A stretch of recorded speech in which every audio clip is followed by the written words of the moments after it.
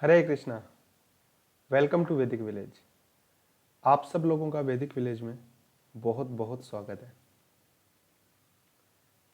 हमारे कुछ व्यूअर्स हैं, उनके कुछ प्रश्न आए हैं, तो आज का वीडियो और कुछ और वीडियोस भी, कुछ 5-6 प्रश्न हैं शायद, तो हम कोशिश करेंगे कि उन प्रश्नों को, उनकी क्यूरियोसिटी जो भी है हमारे व्यूअर्स, उनको अच्छे से हम एड्रेस कर सकें। तो सबसे पहले तो हम बहुत बहुत धन्यवाद करते हैं ये प्रश्न पूछने के लिए, क्योंकि आप लोगों की जो क्यूरियोसिटी है, आप लोगों का जो कन्वर्सेशन है, एंगेजमेंट है आप लोगों के साथ, आप हमारे वीडियोस देखते हैं और हमसे इतने इंटेलिजेंट क्वेश्चन पूछते हैं, वो हमें और ज़्यादा मोटिवेट करता है कि हम इसी तरीके से इंफॉर्मेटिव वीडियोस बनाते रहें। तो let's start one by one. I thank you again very much for asking such intelligent questions. तो पहला प्रश्न ये है कि why should I believe in having had past lives without any visible or invisible evidence as such।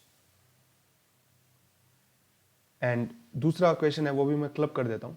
You just mention that past life memories are not carried to this life, so what problems does it cause to me in this life. तो ये जो दो प्रश्न है कि पहला कि भाई पास्ट लाइफ का कोई विजिबल और इनविजिबल एविडेंस है ही नहीं, तो मैं क्यों मानूं, पहला तो पास्ट लाइफ। और दूसरा ये कि अगर पास्ट लाइफ है भी तो उसके बाद भी मेरे को पीछे की पास्ट लाइफ्स की बातें याद नहीं रहती हैं। इस चीज का क्या रीजन है, इससे क्या प्रॉब्लम क्रिएट हो जाएगी। ठीक है, तो देखिए सबसे पहले पहले प्रश्न का उत्तर ये है कि पास्ट लाइफ का एविडेंस है कि नहीं है। ठीक है, हम इसको एक छोटे से एग्जाम्पल के साथ समझते हैं कि फॉर एग्जाम्पल एक छोटा सा बच्चा है। ठीक है, हम भी हमारे जो खुद की लाइफ है उसके इवेंट्स को याद कर सकते हैं। हम कहते हैं कि बचपन में मैंने ऐसे किया था, बचपन में मेरे टीचर ने मेरे को थप्पड़ मारा था। ठीक है, एक छोटा सा बच्चा है, उसको किसी ने थप्पड़ मारा, कुछ अच्छी इवेंट हुई होगी कि बचपन में मैंने ऐसे किया, ये खेल खेला उस व्यक्ति के साथ में, हम खेलते थे, हम खेत में जाते थे। ठीक है, हम सारे बहन भाई खेत के अंदर रहते थे, खेत के अंदर जाते थे, या तो फिर मूंगफली की खेती हम करते थे। कुछ भी, हर एक इंसान के अलग अलग इवेंट्स हो सकते हैं। अब आज जब फॉर एग्जाम्पल अगर मैं बोलता हूं कि बचपन में मेरे उस टीचर ने चांटा मारा था। ठीक है, आप कंपेयर कीजिए दोनों शरीरों को। आज जो मैं बोल रहा हूं, ठीक है, आज ये जो मेरी बॉडी है और वो उस वक्त का जो बॉडी थी जिसमें वो बच्चा बोल रहा है कि मेरे को जिस वक्त उसको चांटा पड़ा था, और दूसरा आज जो मैं बोल रहा हूं कि मुझे बचपन में चांटा मारा गया था। आप जस्ट सोच के देखिए कि जो व्यक्ति बोल रहा है कि मुझे चांटा मारा था वो एक्चुअली है कौन, क्योंकि जिस शरीर को चांटा पड़ा था वो तो पूरा बदल चुका है। एक कोशिका भी अभी तक सिमिलर नहीं है जो उस बच्चे को चांटा पड़ा था। ठीक है, जैसा कि अगर हम देखें, अगर इस बॉडी को जस्ट एक मशीन की तरह हम मान के चलें कि ये बॉडी सिर्फ एक मशीन है मान लीजिए, ठीक है, तो मशीन तो पूरी बदल चुकी है। मतलब पहले इतनी छोटी सी मशीन थी, उसके जो भी फंक्शनरीज थी, जो भी उसके ऑर्गन्स थे, मोस्ट ऑफ द थिंग्स अभी जो आप मशीन की जिसकी बात कर रहे हैं, ठीक है, मतलब मैक्सिमम जो सेल्स हैं उसके बॉडी की, उस मशीन की सेल है, that is the basic building block of the body. तो वो तो सब बदल चुका है, तो मशीन तो पूरी बदल चुकी है इन वन सेंस, बट फिर भी समवन इज क्लेमिंग कि मुझे पड़ा था चांटा। कौन है वो जो अपने आप को आइडेंटिफाई कर रहा है इसके अंदर। अगर हम जस्ट लॉजिकली समझें कि कोई ऐसा एक कांस्टेंट एलिमेंट है जो उस वक्त भी उस बच्चे के शरीर में था और अभी भी ये जो बड़ा शरीर हो गया इसके अंदर है, वो जो कांस्टेंट एलिमेंट है, ठीक है, उसी को सोल के नाम से कहा जाता है कि वो आत्मा है, वो चेतना है। एक छोटा सा इसका और भी उदाहरण ले सकते हैं कि एक मृत शरीर है और एक जीवित शरीर है। इन दोनों शरीरों के बीच में एक्चुअली डिफरेंस क्या है। अगर हम मशीन की तरह इस बॉडी को एनालाइज करें तो वो मशीन के तो सारे पार्ट्स वही है ना, जो एक डेड बॉडी हो या फिर लिविंग बॉडी हो, उसके बीच में क्या डिफरेंस है। जस्ट एक कॉन्शियसनेस का ही तो डिफरेंस है। चेतना। उसके अलावा तो सारे के सारे उसके जो इंस्ट्रूमेंट्स हैं, सारे के सारे जो भी मशीन के पार्ट्स हैं, दे आर एब्सोल्युटली सिमिलर। वो जो डिफरेंस है वो भी चेतना का डिफरेंस है, कॉन्शियसनेस, और वही कॉन्शियसनेस है वो सिम्टम है सोल का। अब आप ये देखिए, जो छोटा बच्चा था उसके शरीर से लेके अभी तक का जो शरीर है, एक्चुअली ये भी नेक्स्ट लाइफ है। नेक्स्ट लाइफ क्या होता है? इसी को तो नेक्स्ट लाइफ हम कहते हैं कि भाई एक शरीर है, वो छोड़ के आत्मा दूसरे शरीर में चली जाती है, उसी को तो नेक्स्ट लाइफ कहते हैं। तो क्योंकि ये वाला चेंज है, ये इतना स्मूथ और कंटिन्यूअस है, इवन सारे साइंटिस्ट कहते हैं, बायोलॉजी इस चीज को बोलती है कि with in few years body की हर सेल चेंज हो जाती है, एक भी सेल सिमिलर नहीं है। बट क्योंकि ये जो चेंज है वो इतना ग्रेजुअल और इतना सिमिलर है, इतना ग्रेजुअल और इतना स्मूथ है कि हम रियलाइज ही नहीं कर पाते कि हमारा शरीर बदल गया है। एक्चुअली उस बच्चे को और इस बड़े आदमी को अगर कंपेयर किया जाए तो ये एक हिसाब से पुनर्जन्म ही है, कि कोई एक चेतना, एक कॉन्शियस एलिमेंट है, वो तो सेम है दोनों के अंदर, लेकिन उनकी मशीन बदल चुकी है बाहर की जो है वो, और ये पुनर्जन्म ही है। तो इस तरीके से आप आगे चलते जाएं। अभी मैं आपको यंग एक पर्सन दिखाई दे रहा हूं, कुछ सालों बाद मैं बूढ़ा हो जाऊंगा तो मैं बोलूंगा मैंने अपने यंग एज में ये काम किया था, हम ये चीजें करते थे, ये मैं अपने दोस्तों के साथ जाता था, कॉलेज में मैंने पढ़ाई की। और फिर उस वक्त तक मैं बूढ़ा हो जाऊंगा तो आइडेंटिफाई करूंगा।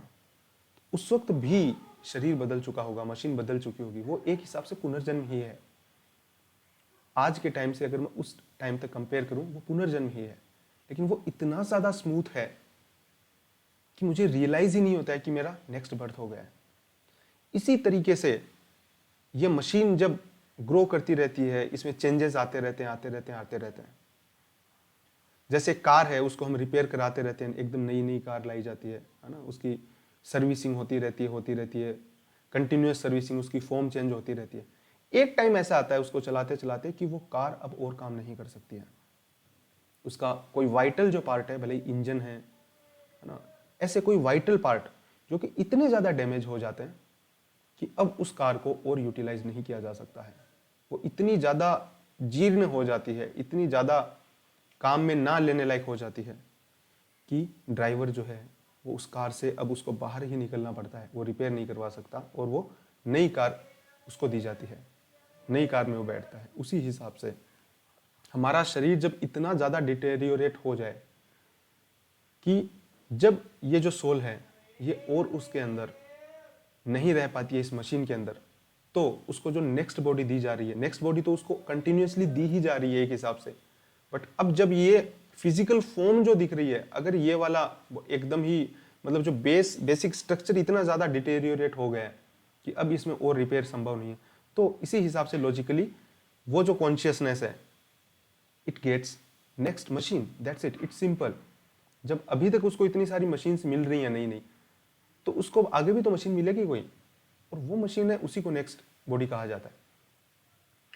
अगर हम रीबर्थ और जो पुनर्जन्म की जो घटना है, अगर हम उनका साइंटिफिक भी एनालिसिस देखें तो ऐसे बहुत से साइकोलॉजिस्ट हुए हैं, ठीक है, कई सारे ऐसे एक्सपेरिमेंट्स हुए हैं जिसको नियर डेथ एक्सपीरियंस भी कहते हैं। अगर आप इन सब पे देखें, खूब सारे लिटरेचर्स हैं, साइंटिफिक लिटरेचर्स हैं, साइंटिफिक जर्नल्स में ये सब चीजें पब्लिश हुई हैं। ऐसी कई सारी घटनाएं हैं, ठीक है, जिसके अंदर साइकोलॉजिस्ट जो हैं वो अभी तक इसको रेशनली और लॉजिकली प्रूव नहीं कर पा रहे हैं कि ये एक्चुअली है क्या नियर डेथ एक्सपीरियंस। अगर आप चाहें तो आप सर्च कर सकते हैं इन सब के जो साइंटिफिक लिटरेचर्स हैं उनको, कि फॉर एग्जाम्पल एक पर्सन जो है, he just comes very near to death, ठीक है, और मतलब वो कोमा के अंदर है, ठीक है। अब जब उनको बाद में होश आया है तो वो उस वक्त की सारी चीजें बता रहे हैं जिस वक्त वो एकदम कोमा के अंदर थे, ठीक है। ऐसे एक्सेप्शंस हैं। तो उस वक्त जब वो पूरे तरीके से कॉन्शियस नहीं थे, या उनके जो मशीन हम कह रहे हैं वो फंक्शन अगर नहीं कर रही थी, तो उस वक्त ऐसा कौन सा एलिमेंट था जो कि परसीव कर रहा था, ठीक है, हमारी माइंड, हमारी जो सोल जो है, ठीक है।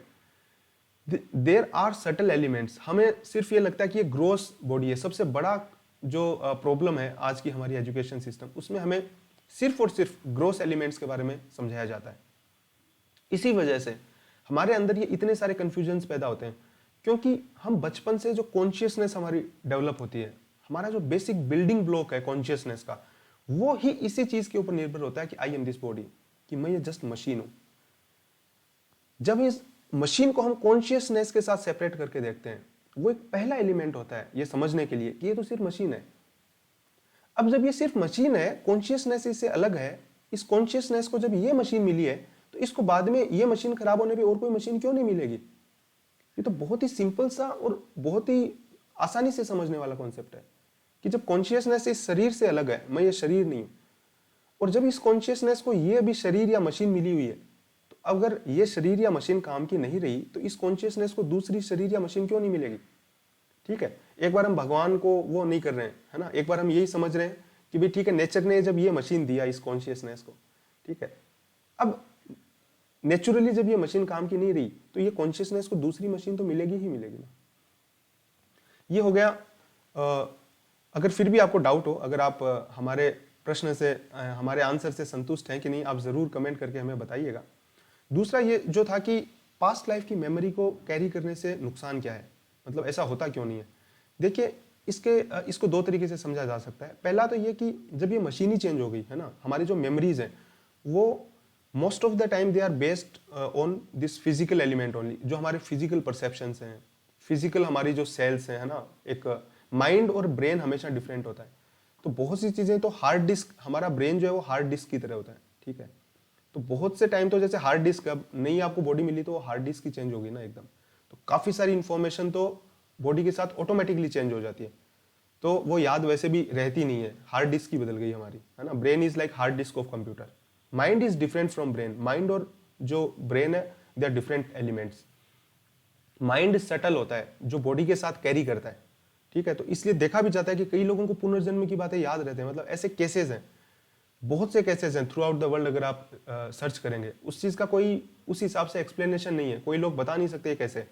तो कुछ जो मेंटल इंप्रेशंस हैं, दे कैन बी कैरिड, ऐसा नहीं है कुछ भी याद नहीं रहता, बट जनरली नेक्स्ट लाइफ में जो मेमोरीज है वो कैरी नहीं होती है। उसका एक तो ये रीजन हो गया, है ना, एक जो ग्रोथ फिजिकल हो गया, और दूसरा ये भी है सटनली कि भी भगवान ऐसा करते ही क्यों नहीं है।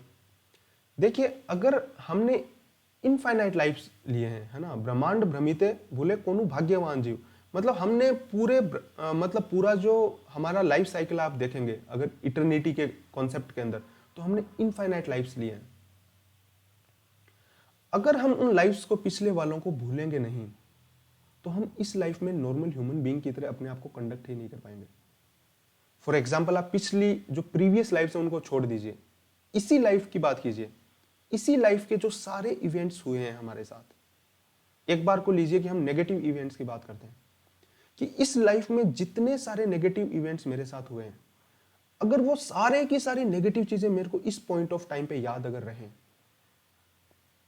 एक ही साथ वो दिन याद कीजिए, लाइफ के अंदर वो सारे दिन याद कीजिए जब आप बहुत ज्यादा नर्वस थे, बहुत ज्यादा डिप्रेशन में थे, बहुत ज्यादा एंग्री थे, गुस्से में थे, जो भी नेगेटिव इमोशंस थे, अगर वो सारी की सारी कॉन्शियसनेस जो है वो इस वक्त एक साथ मेरे अंदर आ जाए, तो how I will be able to conduct my self in a very cool and calm manner.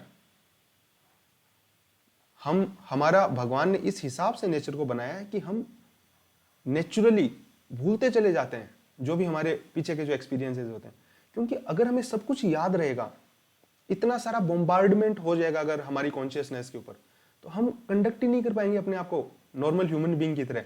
एकदम कंफ्यूज्ड स्प्लिट स्टेट हो जाएगी हमारी इतनी सारी चेतनाओं के बीच में।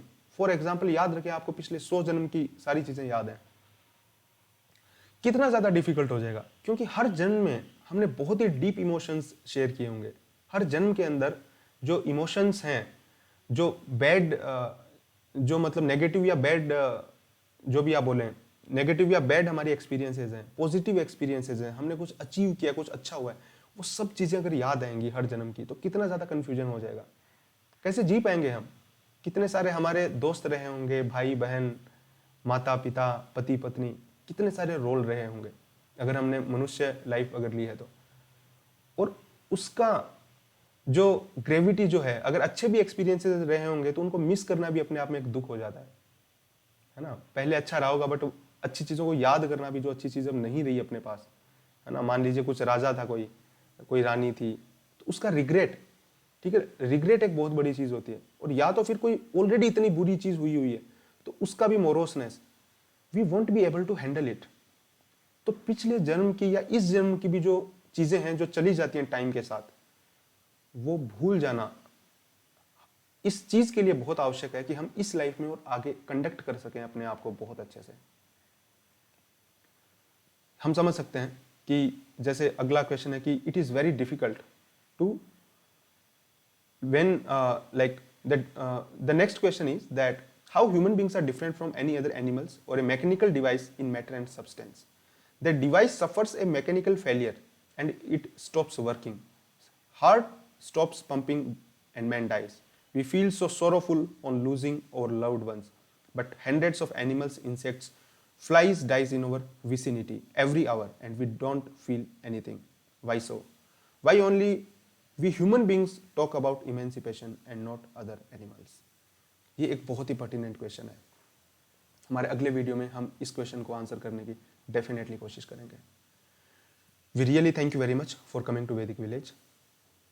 आप सब लोग भी हमारा साथ दीजिए इस वैदिक विजडम को दूसरों के साथ शेयर करने में। अगर आपको हमारे वीडियोस अच्छे लगे तो प्लीज़ उनको दूसरों के साथ शेयर कीजिए। आपके जो भी प्रश्न हो, आप प्लीज़ एकदम ओपन हार्ट से अपने प्रश्नों को पूछें। हम Bhagavad Gita as it is, जो वैदिक विजडम है, शिला प्रभुपाद ने जो लिटरेचर्स हमें दिए, हम उनके बेसिस पे कोशिश करेंगे कि आपके जो क्वेरीज हैं उनको आंसर कर सकें। अगर फिर भी आपकी बाकी कुछ क्वेरीज हैं, आप हमें पूछ सकते हैं। We sincerely thank you very much for coming to Vedic village. And ये जो बुक्स हैं, वैदिक लिटरेचर्स हैं, उनका जो लिंक है वो हम वीडियो के डिस्क्रिप्शन में डाल देंगे। आप ऑनलाइन फ्री ऑफ कॉस्ट पढ़ सकते हैं या उनको मंगवा सकते हैं घर पे, और फिर दूसरों को गिफ्ट भी कर सकते हैं, खुद पढ़ सकते हैं। Thank you very much for coming to Vedic village. Hare Krishna, जय शिला प्रभुपाद।